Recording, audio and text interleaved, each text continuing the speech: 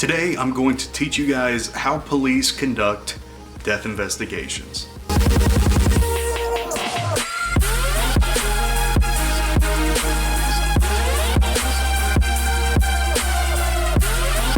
Hey guys, what's going on? I hope you are having a fantastic week so far. Death investigations are a very important part of police work, and eventually sometime in your career you're going to have to work a death scene. I know officers that had to work death investigations their first day on the road on FTO. The weird thing is I really don't remember a lot of formal training in the academy about death. It was kind of one of those things you had to learn along the way. Death scenes can be anything from very simple natural causes to very complex crime scenes. So keeping that in mind, what do you think would be very important to educate yourself on when it comes to death investigations? If you guessed death, you might be right. So normally when an officer responds to a death investigation, it's usually a third-party caller, obviously, that's calling in saying that something has happened to somebody, or sometimes it comes out as a welfare check, where they want to check on the welfare of a loved one. Maybe they're out of town, maybe they live in a different part of the country, but they're worried about their loved ones and they have not heard from them from anywhere from days to weeks to months. Normally whenever we get a welfare check,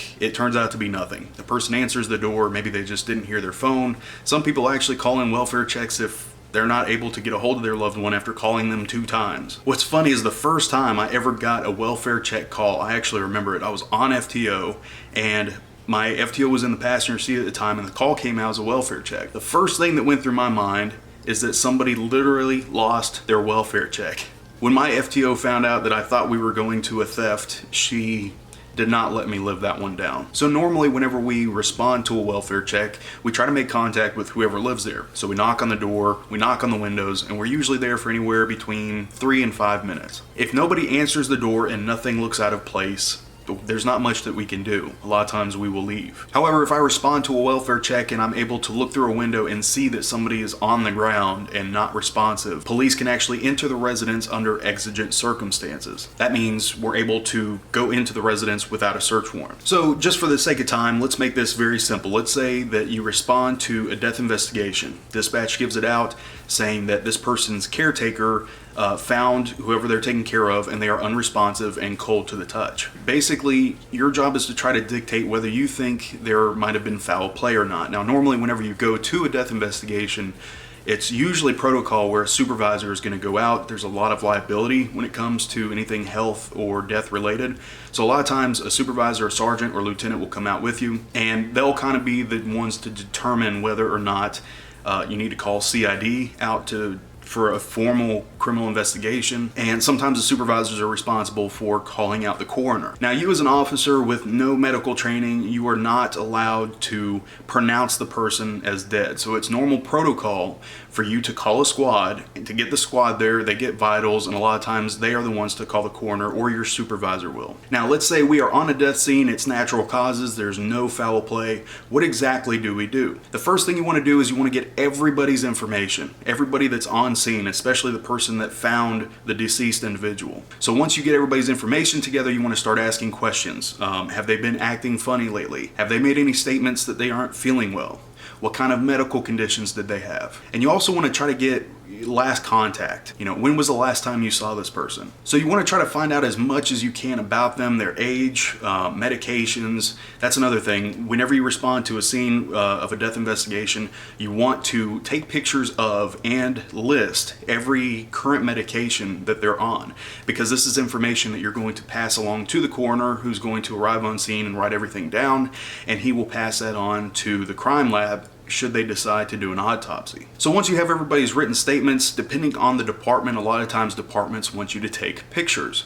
Now normally the pictures that we take, the rule of thumb is to start on the outside and work your way in. So the first thing I would do is go outside, get pictures of the mailbox, get pictures of the street signs, get pictures of the overall house, and then start working your way up towards the door. The thing about police work, especially when it comes to crime scenes, you can never have too many pictures. You might have 300 pictures on your camera of one scene, and it might be one picture, just one picture on that card that solves the entire case. But that's assuming there's foul play at hand. But again, for the sake of this, let's say, again, there's no foul play suspected at all. So after you get as much information as you can, by this time, hopefully your supervisor is on scene already and they've got the coroner en route. Now, us personally, I think we have 3 or 4 coroners and they call them Charlie units. So I will get on the radio and I'll tell dispatch, go ahead and send me Charlie unit. Then a few minutes later, dispatch will make contact with them and then they will let you know over the radio, Charlie 1 will be en route. Now, one of the coroners here locally is a very good friend of mine, so I'm gonna try to get him on the show if at all possible. I'm not sure if he's going to want to be in front of a camera in front of hundreds of thousands of people,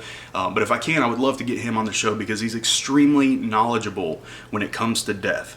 He actually teaches federal officers, he teaches local officers, everything from bloodstain pattern analysis to anything with lividity or rigor mortis, and I'll get into those in just a second. So once you have gotten everybody's information, the coroner has arrived on scene and officially pronounced the person is dead, the next thing you want to do, if there's not already, you want to get in contact with the next of kin. And usually it's kind of rule of thumb that you want to appear in person to talk to them. So, and that's kind of hard to do if somebody's out of town, if the next of kin and lives, 3 states over. What I'll usually do is I'll call that department in that jurisdiction and I will have 2 officers go to their house to make the official announcement.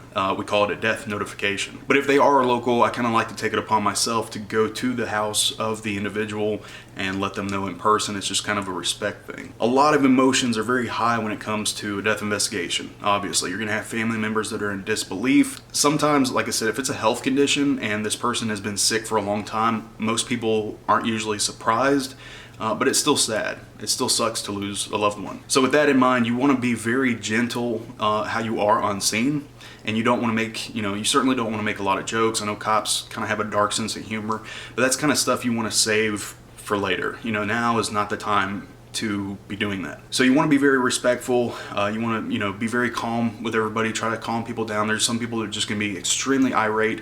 I've actually had to physically remove people from a death scene because it was a crime scene at the time, and they could not fathom the fact why an officer was keeping them from their loved one. So I became enemy number 1 when I was trying to do my job and let CID conduct their investigation. So normally during all this time, usually it takes about, it could take anywhere from like an hour to 3 or 4 hours to do a death investigation. Now, normally as a patrol officer, your job is pretty simple. You're just taking the initial report for this. So really your job is just kind of standing around the whole time while the coroner does his work. And usually the coroner will get, like I said, a list of all those medications. He'll find out who the doctor is. He'll get funeral home arrangements, noted down. Then the coroner will call the transport company. And usually the transport company is a couple of guys that work for a funeral home that show up. They're wearing black suits. They bring a gurney. They will pick up the corpse, put it on the gurney, cover it with a blanket, and bring it out to their transport van. Now, usually the transport vans are not marked like ours. The one I see all the time is a silver Dodge Caravan, and it only has 2 seats. It has 2 seats in the front, and the back has 2 gurneys in there, so they can slide the deceased individuals into the back. So that's really it, guys. Once that is finished and the coroner is done, we don't have to stay the entire time unless there's foul play. But just out of respect, I like to stay until the coroner leaves. And of course, you wish the family condolences and you go on to your next call. Now, normally for death scene investigations, you do have to do a report. A report's very important because you want documentation of that incident. But normally for a death investigation, it's a very simple report. You list the medications, you list what you saw, you put the people's information into the system, and you submit your report. Now that you're done with this simple scene, let's go a little bit more complex than that. Let's say it's pretty obvious that there's foul play. Let's say this person has a gunshot wound and there's no gun anywhere around. As soon as we determine that there's foul play, we lock down the entire property. We put tape around the entire perimeter of the property, and the main officer that works the scene now becomes the crime scene logged person. So basically they're standing at the point of entry, and anybody that comes in or out, they notate their names, what time they came in, what time they came out, and all of that is uploaded into the system with the report. Normal patrol officers, unless you work in a very small department, they don't conduct the actual investigation if there's foul play suspected. If there's foul play, you call a supervisor, you rope everything off, and then you contact CID or Criminal Investigations Division, and they are the ones that come out to conduct the official investigation. Now, normally whenever there's foul play, there is going to be an autopsy, so it's the responsibility of the detective that comes out to not only work the scene, but also the next day or the day after to go out of town and watch the autopsy procedure so they can notate what the doctor says as he's doing it. Oh yeah, that's right. You guys will probably get your chance to see an autopsy. Maybe I'll do a video on autopsies, that's separate. I want to try to keep this kind of short and to the point. If there is foul play suspected, and let's say you have no suspects whatsoever, at least immediately, usually CID is going to bring out at least 2 detectives, if not 3, or they might call out the entire division depending on the complexity of the crime scene. My first day in CID was actually a murder-suicide, and they brought every detective, I think, for 1 or 2 out, and we were all working this scene. Guy basically lured a woman over to his residence, and then he shot her, went around the corner, and shot himself. That scene I was on for 8.5 hours, and they had been there for almost 3 days, so the bodies were starting to stink a little bit. We had to wear Tyvek suits. It was not the most pleasant scene to be on. I think I've told you guys this in another video, but I remember my lieutenant, when I first started, my lieutenant told me, if you respond to a death scene and you feel like you are going to puke, you go outside, you throw up, you get back inside, and you do your job. So let's say CID shows up, there is foul play suspected. Like I said, you're gonna be on the perimeter, you're gonna be doing the crime scene log. You'll probably, after a couple of hours, you're gonna be the only uniformed officer there. Other officers that were backing you up are probably 10-8 and back on the road now taking calls for service. The patrol supervisor might still be there, but they have probably left too and have been replaced with a detective supervisor. And it's usually the same sort of procedure that kind of happens. Any death investigation has that very basic investigation where you get the medications, you get known associates, family members, next of kin, things like that.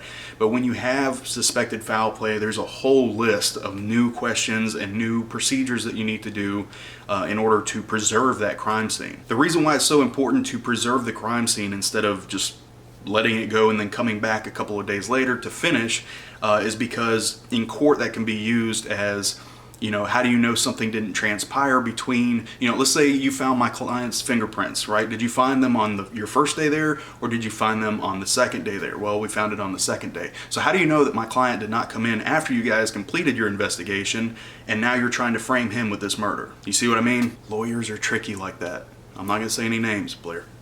But all jokes aside, lawyers have a job to do just like we do, and that's the reason why it's so important to get your investigation right the first time. Anybody that's seen any episodes of 48 Hours, you guys basically have an understanding of how it works, so that first 48 hours is very crucial part of your investigation. But again, as patrol cops, you guys don't have to worry about all that. That's all for detectives. As soon as you guys are done with the scene and they wrap everything up, you might be there for 5 or 6 hours, but as soon as they're done, you go 10-8, you're back on the road, you do your initial report, and you're done with it. It's the detectives that might have to spend months after that working on that same investigation. So the last thing I want to talk about, guys, let's talk a little bit about death itself.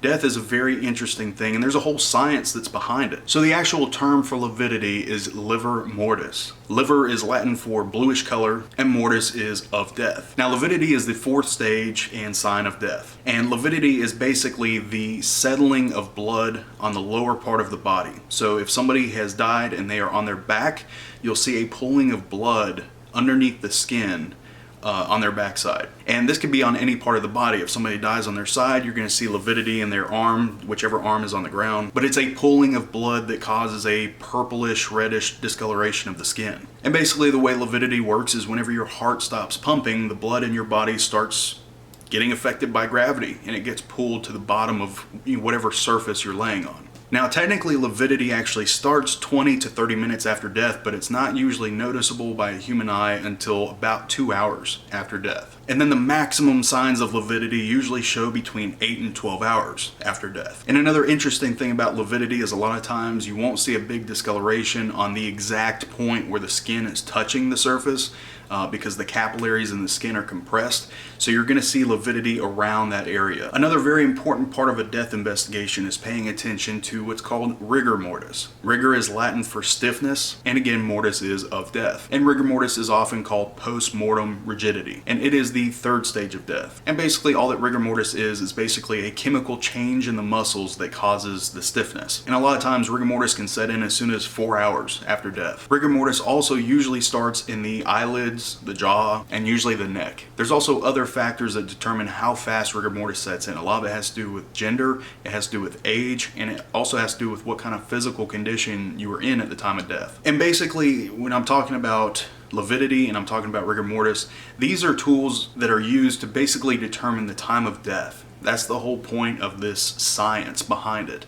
It's very important, especially for the coroner, but also for criminal investigators to determine how long that person has been there. Because a lot of times, if you can establish how long this person has been dead, you can start building a timeline of when the suspect might have been in the house. Was there a store close by? Maybe this person went to the store and bought something before they came over to this house. So a lot of times another investigator will go to that store and review footage. And then through this, you're starting to develop who their acquaintances were. And then you start looking for these patterns to figure out your suspects. And honestly, what sparked this whole video to start was a death investigation that I worked recently. It had kind of an impact on me. It was fascinating, although sad. So basically, I went to this death scene where this caretaker was taking care of an elderly female, and she found her unresponsive, cold to the touch, same sort of thing I was telling you guys.